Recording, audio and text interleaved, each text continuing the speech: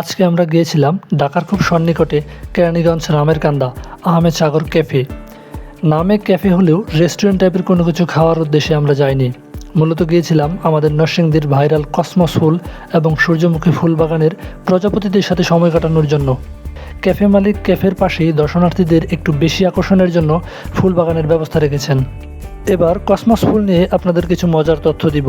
Cosmos মূলত Mexican একটি ফুল, যার বৈজ্ঞানিক নাম কসমস বিপিনাটাস। কসমস ফুলের ইংরেজি দুটি নাম রয়েছে, গার্ডেন কসমস এবং মেক্সিকান স্টার। সম্ভবত মেক্সিকোতে মেক্সিকান স্টার নামেই ডাকা হয়। কসমস একটি জনপ্রিয়, দৃষ্টিনন্দন এবং দ্রুত বর্ধনশীল শীতকালীন ফুল। গ্রিক শব্দ কসমস থেকেই কসমস নামকরণ করা হয়। কসমস শব্দের অর্থ শৃঙ্খলা বা জগৎ। এই ফুল সাধারণত সাদা, গোলাপি, বেগুনি এবং কমলা রঙের হয়ে থাকে। মজার বিষয় হলো আজকে 14 ফেব্রুয়ারি হওয়ায় ফুল বাগানে ফুলের চেয়ে মানুষের আনাগোনায় বেশি ছিল।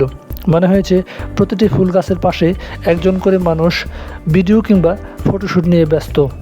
কিছুক্ষণের জন্য আমিও ফুলগুলোকে আলতো করে ছুঁয়ে দেখছিলাম আর পর্যবেক্ষণ করে দেখছিলাম ফুলের বীজগুলো দেখতে কেমন হয়।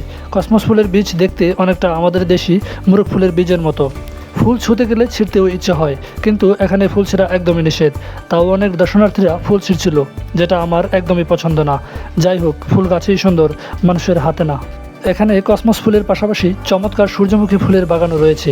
সূর্যমুখী নামটি এর চেহারা এবং আচরণ থেকে উদ্ভূত হয়েছে, বিশেষত সূর্যের দিকে মুখ ঘোরানোর প্রবণতা থেকে। সূর্যমুখীর বৈজ্ঞানিক নাম হেলিয়ান্থাস এনোস, যা এসেছে গ্রিক শব্দ হেলিউস অ্যান্থস থেকে। হেলিউস শব্দের অর্থ সূর্য এবং অ্যানোস শব্দের অর্থ ফুল। এই নামকরণ ফুলটি সূর্যের সাথে সাদৃশ্য এবং তার হেলিওটিপিক আচরণকে প্রতিফলিত করে, যেখানে কিছু সূর্যমুখী দিনের বেলায় সূর্যের গতিবিধি অনুসরণ করে। সূর্যমুখী নামটির কারণ হিসাবে বিভিন্ন কারণ রয়েছে। সূর্যমুখী শব্দটি আক্ষরিকভাবে এমন একটি ফুলকে বর্ণনা করে যা দেখতে সূর্যের মতো, যার উজ্জ্বল হলুদ পাপড়িগুলো সূর্যের রশ্মির মতো দেখতে। এই ক্যাফেতে খাওয়া দাওয়া, বাগান বিলাস, পাশাপাশি বাচ্চাদের জন্য রয়েছে চমৎকার কিছু রাইডের ব্যবস্থা। এছাড়াও রয়েছে চমৎকার একটি পুকুর, যেখানে রয়েছে ছোট ছোট ডিঙ্গি নৌকার ব্যবস্থা। 14 ফেব্রুয়ারি হওয়ায় বাগানের গেটে ছিল প্রচণ্ড ভিড়, টিকিট নিয়ে রীতিমতো কাড়াকাড়ি। এটা হলো আহমেদ সাগর ক্যাফেতে প্রবেশ ফটক। যাই হোক, আজকের মতো এই পর্যন্তই। আসসালামু আলাইকুম।